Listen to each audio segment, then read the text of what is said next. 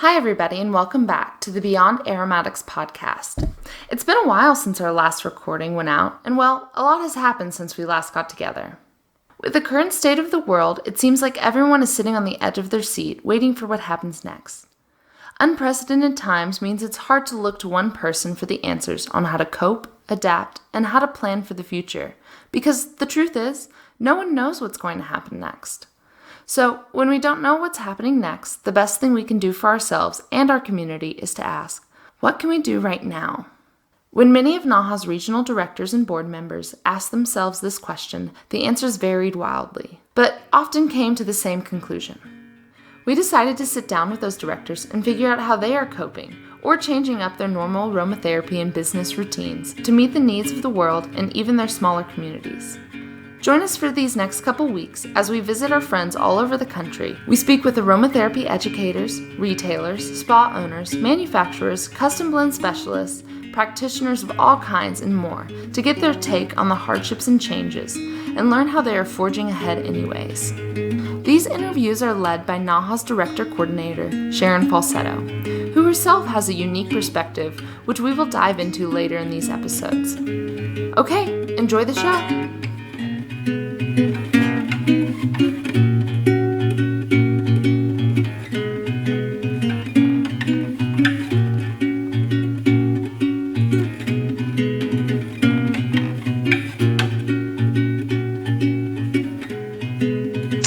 Today we are talking to Rose, who also serves on the NAHA Executive Board as Secretary, and she's based in Maryland on the Northeast Coast. Rose discusses her feelings about how she is coping with COVID-19, how it may affect her future massage business, and how we may move forward from this and come out of it all. We're also talking to Anna, who has recently moved from Florida to Nevada, where she has maintained her NAHA directorship there.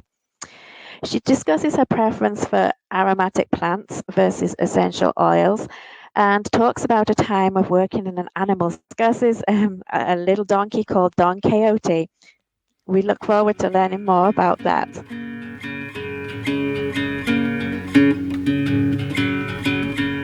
Up first this week is our NAHA Regional Director from Nevada, Anna Pageau. Anna is certified in both animal and human aromatherapy. She has spent the last several years working with farm animals at a rescue farm, but due to a recent move, she is in the process of reestablishing her business.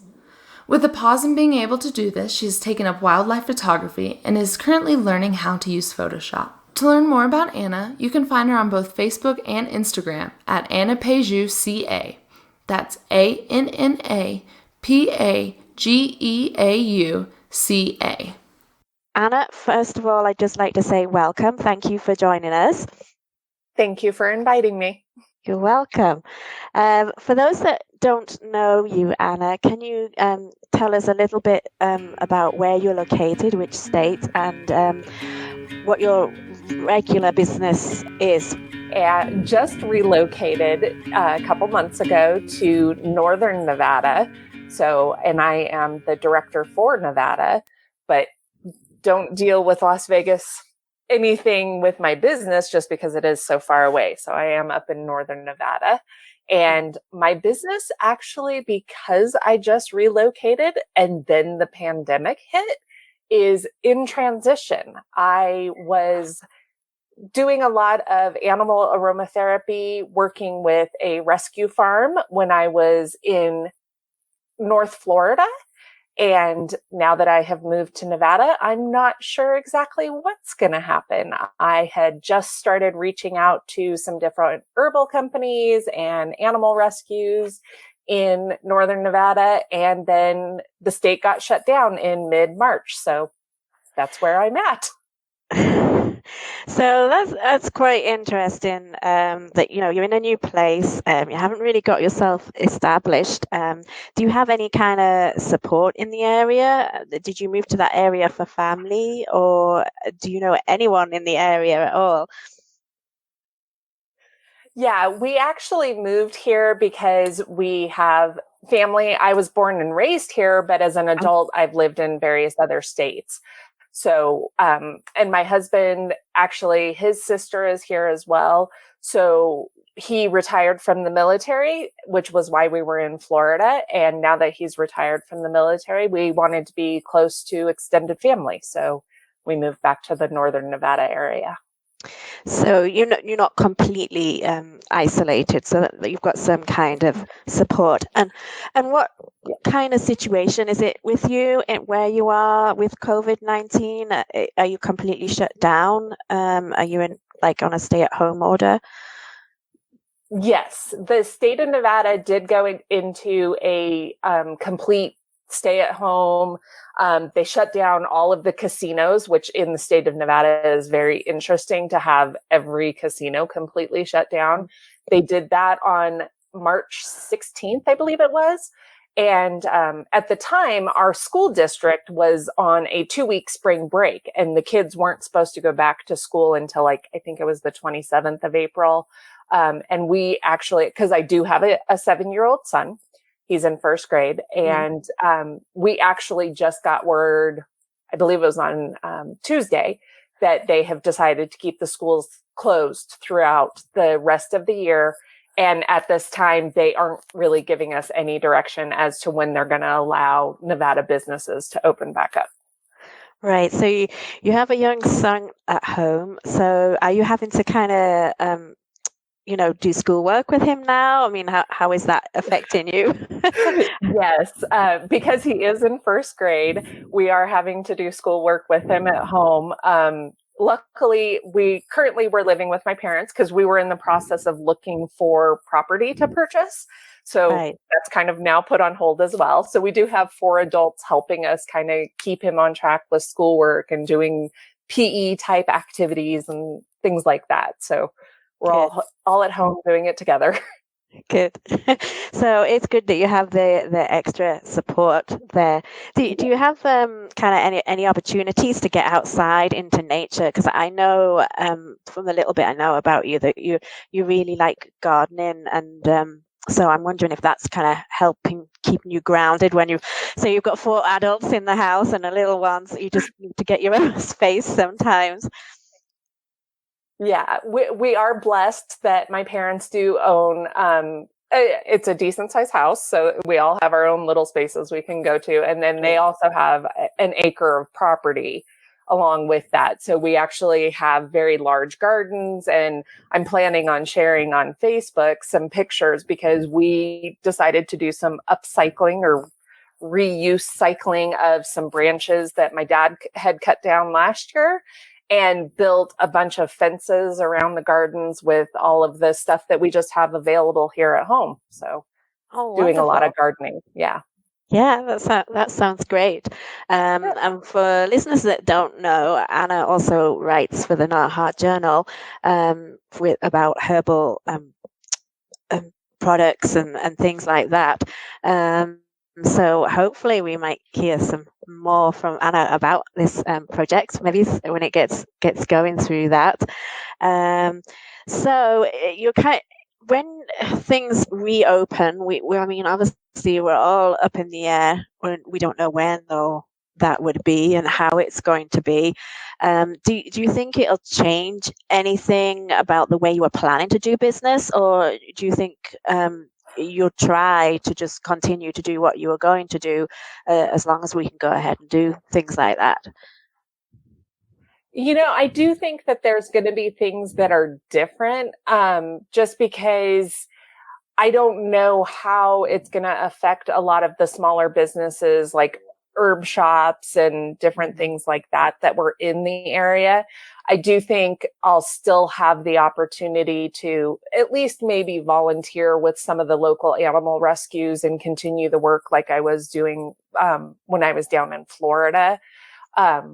But as for exactly how we're going to operate as a potential up and coming aromatherapy type business, I'm not sure how that's going to look, because I do think the landscape is going to be very different. I do think that unfortunately there's going to be a lot of small businesses that are going to be shut down because of how long we're ending up staying shut down here in Nevada. I agree. Yeah, it's unfortunate. I mean, what size of town is it that you live in? What? Well, there's a couple of different cities that are combined. There's the Reno, Sparks. We're also close to Lake Tahoe. So combined, beautiful. I think there's about 800,000 people in kind of that general region of area. Right. So it's not huge, but it's also not small. So is it kind of more rural, or people kind of close together, or? It's a mixture of both. There's definitely like a downtown area, and there was previously farmers markets that happened during the summer, which that season's getting ready to start here in a couple months. And, I just don't know how that's going to look once we can reopen, because so many of the small businesses are so reliant on a daily customer base, and they don't have that and haven't had that for almost a month and a half now. Yeah, it's going to change the way we do things. I mean, what I found here with small farms and businesses, there's still, some of them are actually, arranging pickup. You can go and pick up things with the no contact. And I'm more inclined to kind of support local businesses if we can throughout this, because they're the ones that are hurting the hardest. And you mentioned about helping with animal sanctuaries. Do you have any idea how they've been impacted by this? I do know that because so many of them are, I know there's a couple around here that are very reliant on having like the schools arrange field trips and stuff like that. And then they get money from, the field trips going there. And so I do know that they're hurting financially just because they can't be open for those types of things. And they are asking for donations, especially donations of, there's one that's like a cat animal rescue, which is the large cats, like tigers and lynxes and stuff like that. And so they're like, anybody that can donate meat or help us get access to meat for the cats, that would be helpful.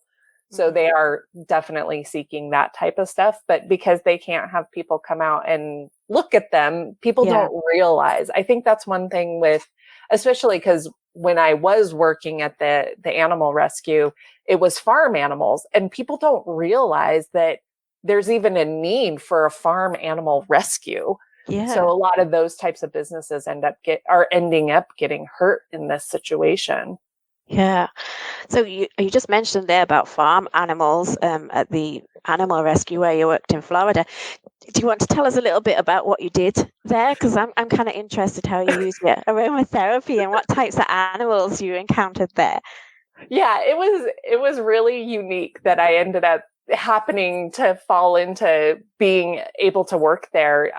They ended up it's a place that was close to where we lived, and we just happened upon an ad in the newspaper, and then we started going there, and I hit it off with the owner, and started volunteering there on a pretty regular basis. And when I got my human certification, I was doing a lot of work there, teaching classes, helping her with different human activities. Yeah. And everybody would always ask me, can we use this with animals, and what is our opportunities and stuff like that. So I ended up signing up for Kelly's course and did the animal certification through Kelly's course. And because she does teach on all ranges of animals, it just worked out really well that I was able to work with both the farm animals and domestic, cats, dogs, stuff like that. So at the farm, we ended up having a lot of rabbits, worked with goats. There was a donkey, and he was my first case study that I ended up having when I was going through my education. Obviously, we all have to make sure that we're doing case studies and stuff. So his name was Don Quixote, and he became my first case study. Oh, cute name for donkey.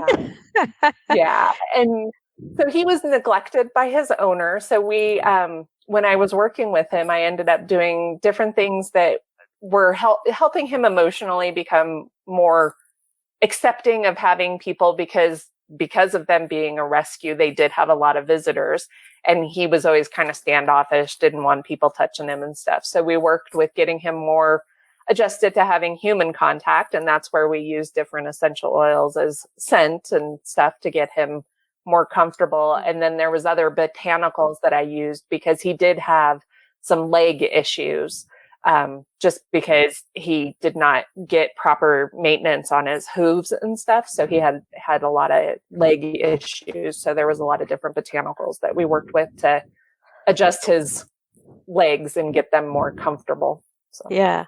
Oh, that's interesting. So what kind of oils and botanicals do you use with donkeys to help them with that?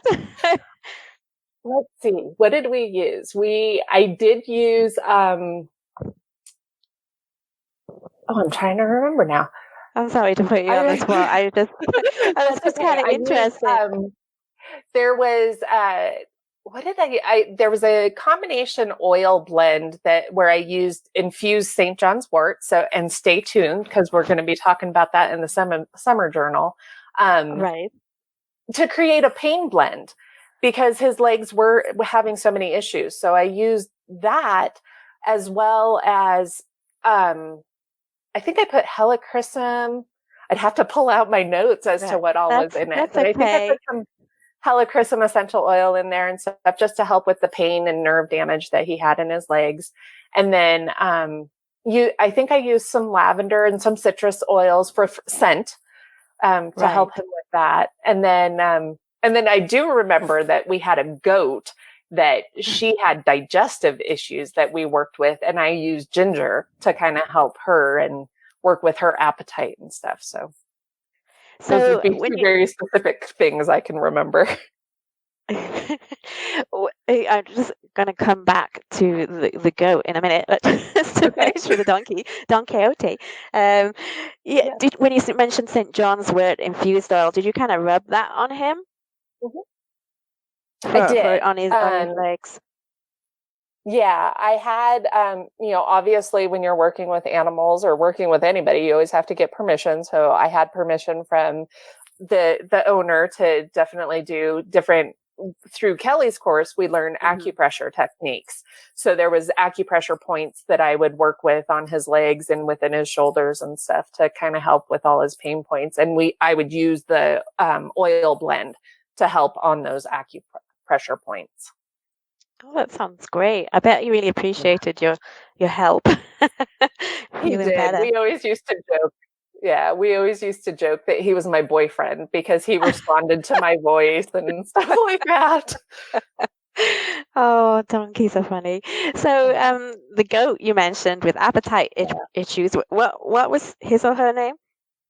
Her name was Alice, and we honestly don't know what happened. She was found wandering the streets, and when she was taken to a feed store, and the feed store contacted all the local farms around the area, and nobody claimed her as being theirs. So she ended up at the rescue, and when she got there, she was really skinny. And so they worked on trying to just get some weight on her and stuff like that. But she always just had a lot of issues, and we could never figure out. The vet came out several times, did a lot of tests and stuff like that, and just couldn't figure out what was going on. So we used some ginger as an inhalation. I would put it on a cloth and let her inhale it before we would feed her and stuff. And that helped her be able to eat and kind of handle digesting all her food better. So that's wonderful. I'm loving listening to these stories about the animals, and it just gives us an insight into animals across the US who might be suffering at the moment as well.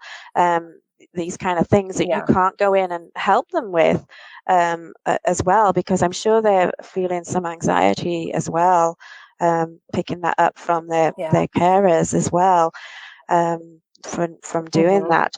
And talking of anxiety and stuff, do you find you are using aromatherapy more to help you through this? Are you do you feel pretty well supported, or are there things that you're doing with aromatherapy that you need help with at the moment? Well, I think because of all of the work that I did with the animals and stuff, I definitely have turned more towards herbal remedies and stuff Mm-hmm. rather than using the aromatherapy in the sense of essential oils. Mm-hmm. I do use a lot of the aromatic herbs with herbal teas and different things like that. And I am drinking a lot of different herbal teas during the day and stuff like that to help keep myself balanced and calm and, Yeah. things like that. So I also I've just don't been, have, oh, go ahead. no, sorry, I didn't mean to interrupt. Go ahead. I was just going to say, because we just moved, I had really tried to work my way through a lot of my supply of stuff. And so when we moved, I didn't have a lot. So now I haven't taken the time to build my supply back up. Right. Yeah. I'm just doing that, just harvesting some chamomile out from the garden, which is for teas and stuff, and that's a great one for calming. Drinking chamomile tea. And what else have I got? I've got lemon balm and the mints, and yeah, that's basically what I have. But yeah, I find that picking it and drinking it from the fresh herbs is nicer, tastes nicer, and I believe it probably holds the properties better than dried herbs as well. And if I don't know if you've ever dried herbs and then compared it to those that you buy online or in the store, they still look different. I guess because they've been harvested from so long ago. Um, Mm-hmm.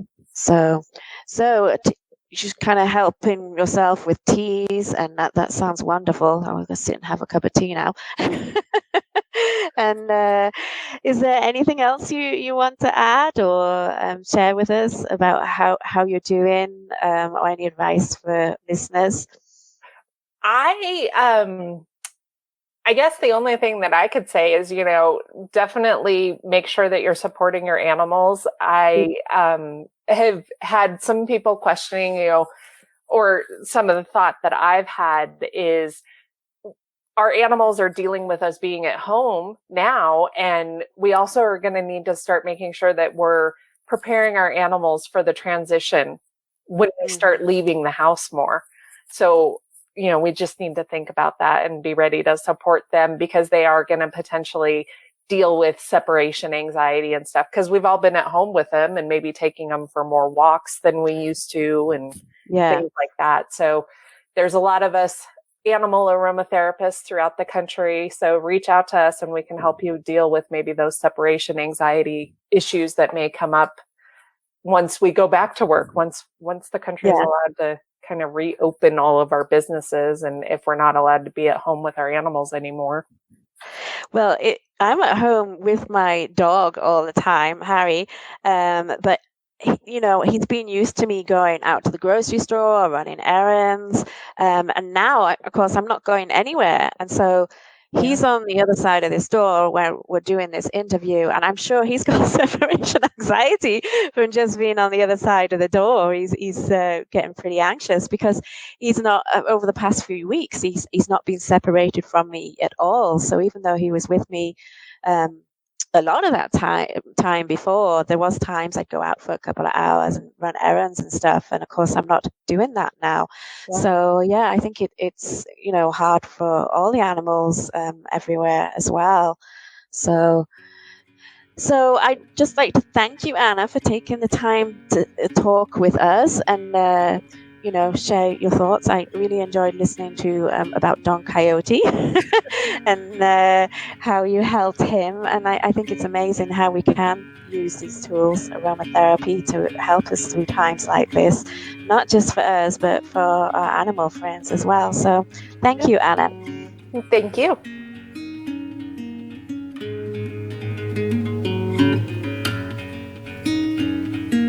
Next on today's episode, we will be hearing from Rose Chard.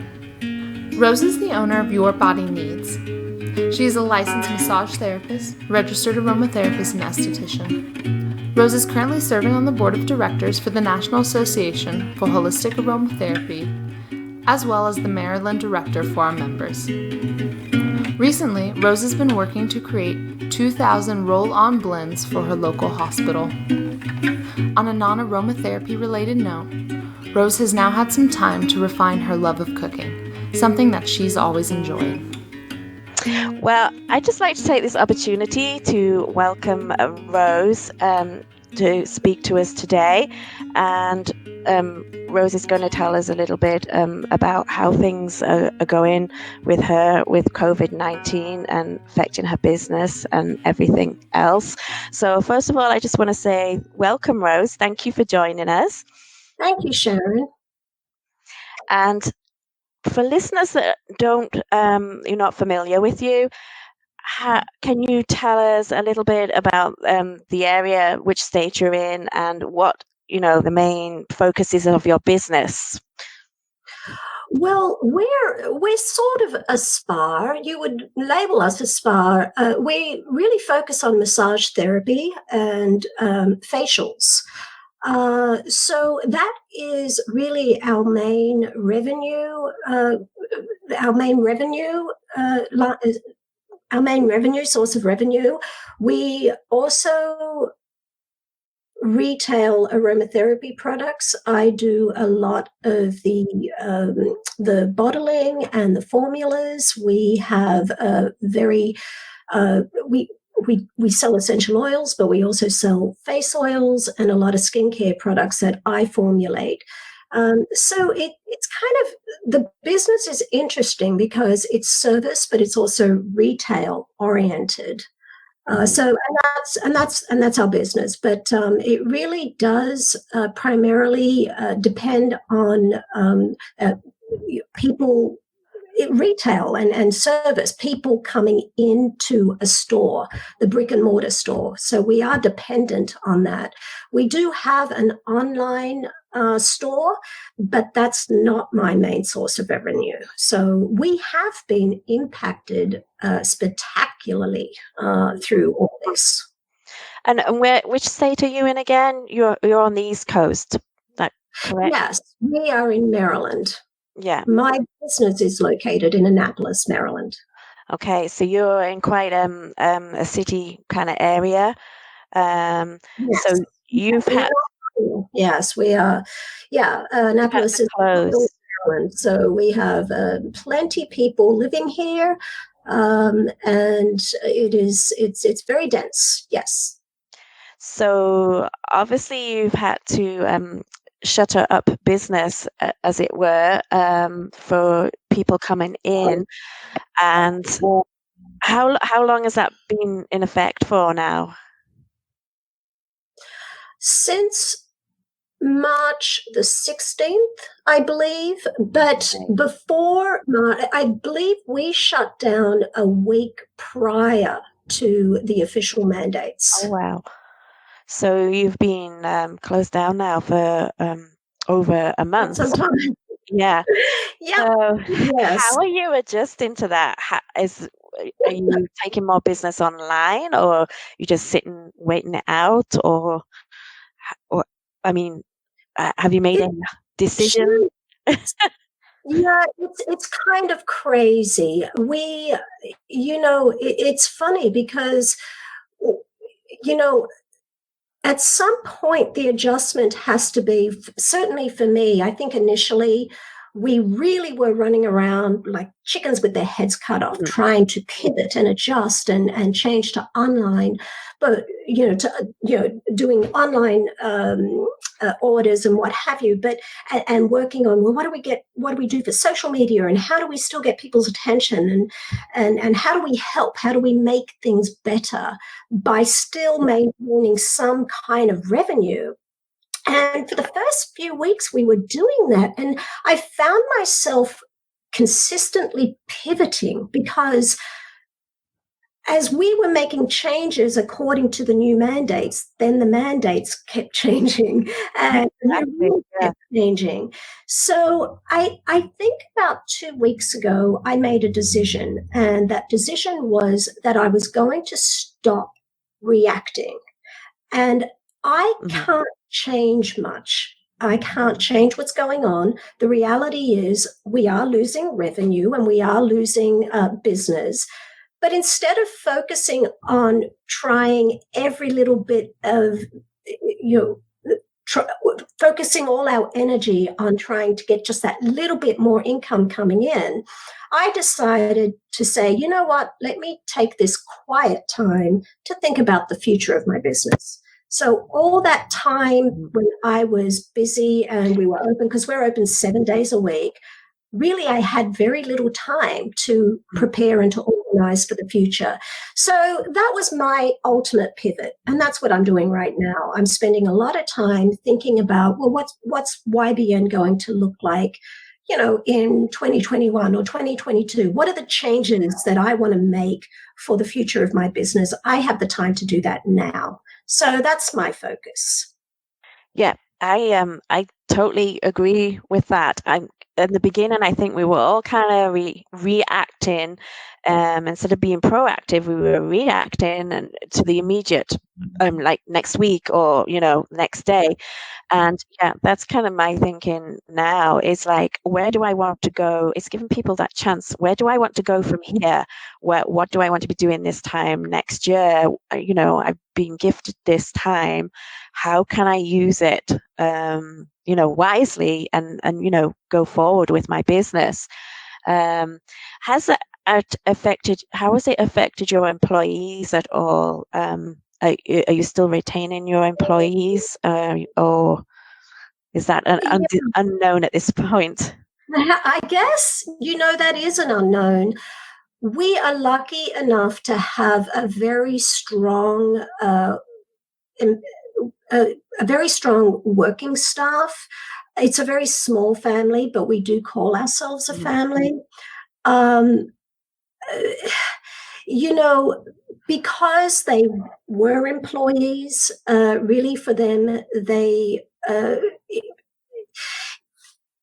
were able to seek some financial benefit from this through the government, I guess. So I assume so. That's what I'm hearing. So that is a little bit of relief for me, because at least I know that they're okay. But I don't know. I don't know what the ramifications of all this is, because it's been a month. You don't know how people's perceptions have changed. You don't know. Everybody's perceptions and needs are completely different right now. Everybody. Yeah. So some people are anxious to get back to work. Some people are anxious to go back to work. So everybody has a different take on this. And quite honestly, I'm not really sure what that is going to look like when the doors do open up. I don't know what challenges I'm going to face. I don't know what challenges I'm going to face in terms of employees, and I don't know what challenges I'm going to face in terms of clients. Because one thing that I have learned throughout all of this is that people are very surprising. People will surprise you. And I'm just going to do what I do best and just not react immediately, and just see what comes my way. And then when I have all that information, I can make decisions. I hope that answers the question. I think we're all in kind of the same boat. Yes, I totally understand. It's so hard to make decisions when you haven't got all of the information. And like you say, I've been surprised by people's reactions, both pleasantly and not pleasantly. People that I thought would react differently reacted another way, and it just surprises me. But also at the same time, I've got that sense of community from some people that have stepped up to help out. I mean, how is it affecting you personally on a day-to-day thing? Because you're like me, you're originally from Australia, so you're kind of used to being away from family like that. But what about your immediate family and friends? I mean, has that kind of changed your routine with having everyone at home? Well, at the very Is that no, right? actually, I have been blessed, because one thing that I've been okay with, owning a business really, for me, and especially since we're open 7 days a week, I'm always on. When I decided I couldn't really change things, I did give myself a break and say, you know what, this is the time for me to just enjoy the downtime. And I think that's been very helpful. Um, I spending time with family is a blessing for me. But and of course, it's impacted my daughter. She's still going. She's still in school. She's in university, so she's having to stay home with us as well. And that's a blessing. We enjoy each other's company. But the one thing that was really interesting was when all this started. My mom, who is 80 years old, and she lives in Australia. She was actually visiting us. She came at the very beginning of February. Now she's 80 and she had medical insurance. Of course, you need medical insurance. But she was meant to be here until April. We made the very difficult decision as a family to, send her back. She got scared, understandably. Her insurance, ironically enough, she spent, it's so expensive. Travel is so expensive these days. For her to just come to the States, her medical insurance cost, I believe it was around $1,600, $1,600 just to be covered for medical insurance. And it might have been a bit higher than that. Well, guess what, Sharon? COVID-19 or any pandemic is not covered. So she spends this, a lot of that's not surprising, is it? Yeah. If she got sick, she wouldn't have been covered. So we needed to make that decision, and that was devastating. It was devastating for her because then she goes back home and she is in quarantine by herself for 2 weeks. And she had her 81st birthday alone. So it was devastating, and we were just very, very sad. But we made the right decision because we, what if she had got sick, that would have been a very, very bad thing, I think. At least if she got sick at home, she would be well taken care of, and she wouldn't have been worried about how she's going to, pay for the medical bills. Yeah, that's a worry here. Yeah, I can empathize with spending the birthday alone. It was my 50th birthday last month. And my plans didn't involve staying home alone. That's pretty much what happened. And so many other people in the same situation. I know. But we're here, we're healthy, and that's the main thing. And I mean, with your mum being 80 as well, I mean that's worry. My parents are both in their mid-70s in the UK as well, and both have health issues, and it is more of a worry when you're away from them. But at least they're going to get the help they need where they are. Correct. So then, being away from your own home base. Right. And we still, we know that we made the right decision. We do. But we know we made the right decision because of the current climate, the way it is today, and everything that's out there. For me, one thing I've learned about myself as a business owner is that I'm very deliberate in my planning. And I've learned not to react instantly in situations that do not require an instant response. And in a way, you asked me what my reaction was. That was my reaction to COVID-19. Decisions initially were happening at such a rapid pace that I did not know what to think. But I have had time to think now. And what I did learn is that I don't listen to the television coverage anymore. I am quite disappointed in the media. I feel that they have done a great job playing on people's vulnerabilities and their fear. And maybe I am a little, maybe I'm not mainstream thought here, but I do think a little bit of skepticism is a healthy thing, because I'm not afraid to question the narrative that the media wants us to believe, and that is to be afraid. And I struggle with that. I do struggle with it. I do, especially given,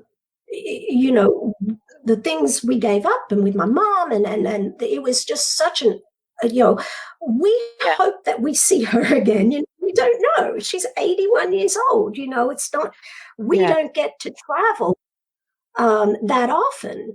And, it was a very difficult decision. And I felt sorry for my mom, and there was a lot of fear there. And I know that the fear is crippling.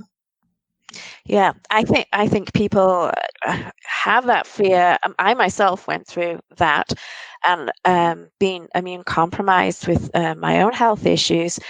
I have that fear about traveling now.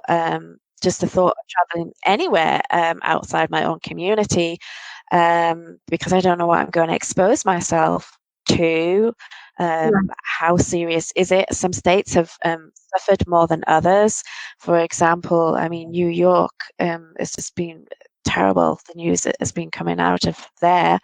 We aren't that much affected here in Arizona, thankfully. But that being said, the testing is not getting done. So who knows who's carrying it, and who might potentially infect you unknowingly. So yeah, getting over the fear is hard at times, waking up at 3 a.m. in the morning and everything. But to focus on the positives as well, I think we're in a profession, a business that, we've got some of the tools that we can help us a little bit with this anxiety and fear, using essential oils and everything else that we have there. And maybe we can focus on that a little bit more going forward as well, to use these tools. Do you have any idea when your state is going to be trying to open up, or has that not happened yet? We don't have anything official just yet. We're probably, my guess is mid-May. That's my guess. I hope so. I hope it's mid-May. Another thing that we've done, I know. Well, what I mean by me hoping that is, at some point, the decisions that have been made, we do need to look at and say, well, what becomes more dangerous, right? So, we are suffering economically, and that will become a problem if it's not addressed. It's just not realistic for us to stay indoors for several more months. It's just not realistic. And if we can still protect the older demographic and those who are more vulnerable, we absolutely should. We should have from the beginning. But I'm wondering if we could have done things differently, because I am concerned about people that may not be able to feed their families, or the stress from being unemployed, or suicide rates going up. I mean, it's a tough situation. Exactly. It's a very, very tough situation, and it is concerning. And we should be looking at all the factors. Like I said earlier, people's perceptions and needs are completely different. And we can't just keep saying the answer is, social distancing, because we need to be more thoughtful. Mm-hmm. Yeah. And we also need to think of the future. Yeah, I like it. Exactly. It goes beyond the health implications. Like you say, the economic impact is just so huge on people, being able to survive, not necessarily just live, just to survive, get the basics we all need to survive. And I don't know what the answer is either. I mean, I have all the same fears, anxiety, and also the moments of positivity as well, of what we can we learn from this moving forward. Do you have any kind of final thoughts on anything you want to mention? Sharon, I especially feel for people in your situation where you are immune compromised and you have something to worry about, right? Of course you do, and that's very frightening. Yeah. And this is why I'm very mad at television coverage, because they're not helping us cope. They are allowing the fear-mongering to continue. And it is not right. That's not the way we help each other. We are supposed to help each other. We're supposed to elevate each other, and we're supposed to get through this together. And instead, what's happening is that there's that increased sense of fear, and we become paralyzed by it. And when that happens, we're not able to just circle the wagons and help, right? It shouldn't be that way. And I think that's very disappointing. And we need to start, really finding ways that we can, help each other in a positive way, rather than just isolating ourselves and thinking that that's the answer, because I don't believe that it is. No.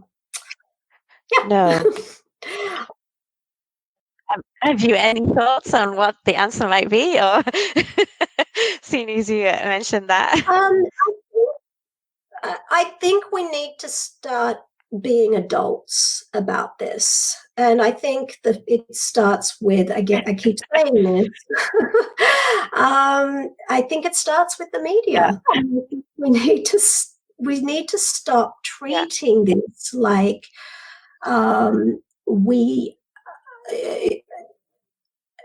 like it's the big bad monster. We need to, we need to look at the data. Someone like me, for example, I'm lucky enough not to be a high risk group. So what can I do to help? What can I do to possibly, help with probably bringing the immunity up? Maybe it is good for people that are, very low risk to start going back out there to increase herd immunity, for example. I don't know the answer, but we need to start thinking about how we can, we can continue to protect the more vulnerable while not damaging our economy. I think that's probably my line of thinking. I'm not sure how mainstream that is, but no. Well, this isn't, getting everybody's different thoughts. As we say, everybody is thinking differently about these things. And if you were to open up your business, I mean, that's something you have to consider with your clients as well. If they're coming to you for body treatment, how are people going to feel about that, in the immediate future, about being able to do that? And if there's anything you can kind of accommodate them with, to put them more at ease with that, and try and because what you offer is probably one of the best things for helping with fear and anxiety Right. and stress. And we shouldn't be fearful about going to do something like that may help. Yeah, you're But at the absolutely right. moment, that's kind of what. Yeah, yeah, absolutely Yeah. right. We have phone calls every day, even though people know we're not open. We're getting a lot of support, and we're getting people that are really they're looking forward to receiving massage when we're able. And you're right. We have a gift, and there is that trust relationship between a client and a therapist. It's almost like a covenant, right? We trust that you're coming to me, and that I trust that you are healthy, and and as a client,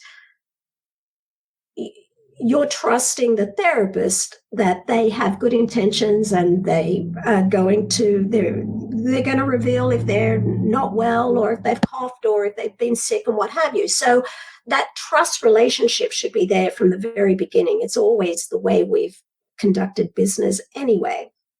But it is going to be interesting to see how long it's going to take, everybody to want massage. I don't know. I know for a fact that we will definitely have people straight out of the gate ready to receive. Mm-hmm. But I am curious to know exactly how impacting this is for our business long term.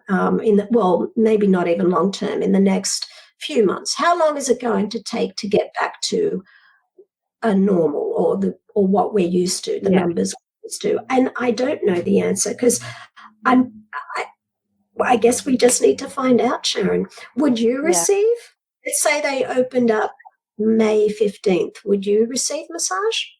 Put me on the spot here. It as an immune compromised person, I would be hesitant from somebody I didn't know. Maybe it's if I had that relationship already of trust with you. I may consider it. It's difficult to answer. If I was low risk, I think I probably would do it. But as I'm considered more higher risk, I think I would be hesitant to do it so soon. I'd send everybody else in first to try it out. That's a smart thing to do, Sharon. Say that again. I lost you. It has to be so frightening right now for you. I really sympathize. I empathize. I'm just.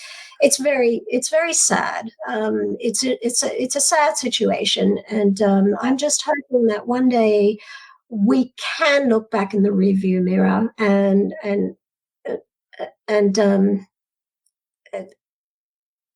be able to leave it there. It'll be interesting to see how it changes. A lot of people are saying that, this is going to really change society forever. Some people are saying that. I'm not so sure. I don't know. I think that this is an event. And I think it's going to take us a few months to get back to what we were used to prior to this. But I'm not an expert, but my prediction is that we will. I think we will look back in the rearview mirror and see it as an event. Interesting thing, I think it'd be interesting to see exactly what's been really fascinating is how so many businesses have been able to pivot, and especially technology, how that's changed with Zoom and all these online communications. I think that will be interesting. It'll be interesting to see exactly if that changes, that world changes, or the way we communicate, or the way we work changes. Yeah. certainly with the technology, I think it's opened up doors for some people, and I think it may be used more going forward, because so many people might find that they actually enjoy using it once we know how it works, and it enables you to organize your life a little bit better. Maybe it's not spend so many hours in the office. You can spend some at home as well as in the office when needed to. It might change the way we work there, which isn't a bad thing. Just to reiterate the point you said, and to kind of end it on a positive note, hopefully we can look back on this and, as you say, leave it in our rear view mirror, and go forward and learn from this. So thank you so much for spending the time talking with me today, Rose. It's been a very interesting discussion, and I value your opinions and your time for doing this with us. Thank you so much, Sharon. You know I value yours and you and everything that you contribute to the aromatherapy industry and to NAHA. And thank you for also just giving me the opportunity to chat. Oh, you're welcome. It's been so lovely to chat with you. Okay.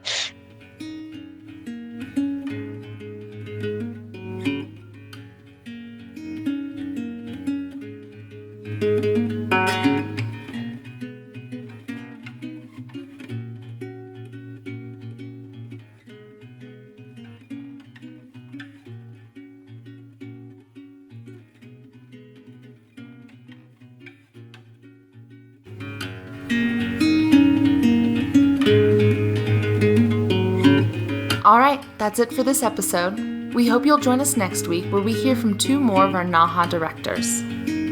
The National Association for Holistic Aromatherapy is a member-based nonprofit organization devoted to the holistic integration and education of aromatherapy into a wide range of complementary healthcare practices. To learn more about NAHA, how to become a member, or about the Beyond Aromatics Conference, please visit our website at naha.org. You can also keep up with everything we do by following us on social media at Beyond Aromatics on Instagram or at Aromatherapy Community on Facebook. Subscribe to our mailing list, our podcast, and tell others about us to help our community grow. Until next time, I'm Savannah Rose, and this is the Beyond Aromatics Podcast.